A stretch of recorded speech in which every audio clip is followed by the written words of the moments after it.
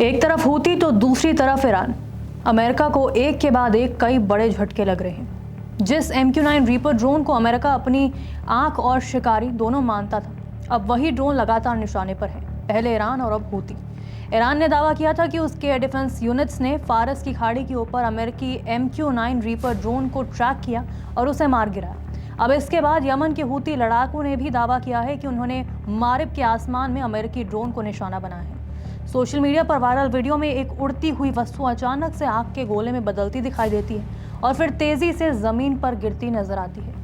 कभी अमेरिकी ड्रोन बिना चुनौती के पूरे क्षेत्र में उड़ते थे, लेकिन अब ईरान, हूती और उसके सहयोगी समूह लगातार ये संदेश दे रहे हैं कि वो अमेरिकी निगरानी और सैन्य गतिविधियों को चुनौती देने की क्षमता रखते हैं। उधर एक और घटनाक्रम सामने आया।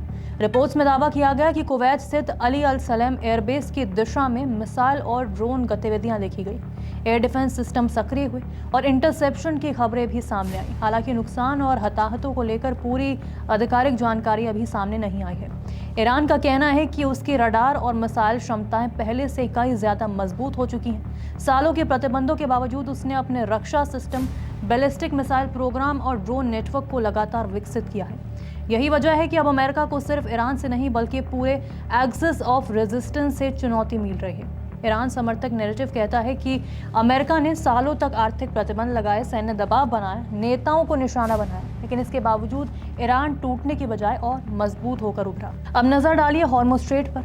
ईरान लंबे समय से कहता आया है कि अगर उसकी सुरक्षा खतरे में पड़ी तो वो क्षेत्रीय समुद्री संतुलन को प्रभावित करने की क्षमता रखता है। यही कारण है कि अमेरिका बार बार हॉर्मुज़ स्ट्रेट को खुला रखने की बात करता है। हाल ही में भी ट्रंप ने कहा कि अगर ईरान अमेरिकी शर्तें मान लेता है तो हॉर्मुज़ से जुड़े प्रतिबंध और तनाव कम किए जा सकते हैं। उन्होंने ये भी कहा कि ईरान कभी परमाणु हथियार नहीं बनाएगा और समुद्री रास्ते पूरी तरह सुरक्षित किए जाएंगे। लेकिन ईरान ने ट्रंप के दावों को पूरी तरह स्वीकार नहीं किया। तेहरान का कहना है कि बातचीत जरूर चल रही है, लेकिन अमेरिका जिस तरह समझौते को पेश कर रहा है, वास्तविक स्थिति उससे बिल्कुल अलग है।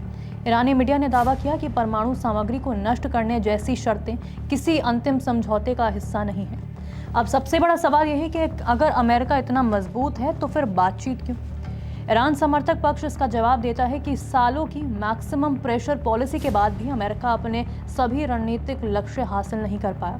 ना तो ईरान की सरकार गिरी, ना उसका मिसाइल प्रोग्राम खत्म हुआ, ना उसका क्षेत्रीय प्रभाव पूरी तरह टूटा और ना ही उसकी परमाणु क्षमता पर अंतिम नियंत्रण स्थापित हो पाया। इसलिए आज बातचीत, युद्धविराम और अरबों डॉलर के पुनर्निर्माण पैकेज की चर्चा हो रही है। रिपोर्ट्स में दावा किया गया कि प्रस्तावित समझौते के तहत ईरान को करीब 300 अरब डॉलर तक के निवेश और पुनर्निर्माण पैकेज की पेशकश पर भी चर्चा हुई है। ईरान समर्थक विश्लेषकों के अनुसार ये संकेत है कि दुनिया की बड़ी शक्तियां अब टकराव से ज्यादा समझौते का रास्ता तलाश रही हैं। लेकिन इस घटना ने एक बात साफ कर दी है कि पूरा खाड़ी क्षेत्र अब हाई टेंशन जोन में बदल चुका है। ईरान कह रहा है कि अगर उस पर हमला हुआ तो जवाब सिर्फ ईरान नहीं देगा, पूरे क्षेत्र में मौजूद उसके सहयोगी नेटवर्क भी सक्रिय हो सकते हैं।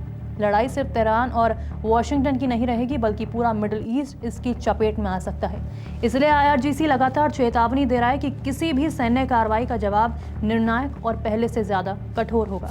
ईरान समर्थक नैरेटिव का सबसे बड़ा दावा यह है कि जिस देश को दुनिया अलग थलग करना चाहती थी, आज उसी देश के साथ समझौते की कोशिश हो रही है। जिस देश पर सालों तक प्रतिबंध लगाए गए, आज उसी के लिए अरबों डॉलर के निवेश पैकेज की चर्चा हो रही है। वही देश आज अमेरिका को बातचीत की टेबल पर बैठने को मजबूर कर रहा है। हालांकि अमेरिका और उसके सहयोगी इस दावे से सहमत नहीं है और उनका कहना है कि प्रतिबंधों और सैन्य दबाव ने ही ईरान को बातचीत की ओर धकेल दिया है।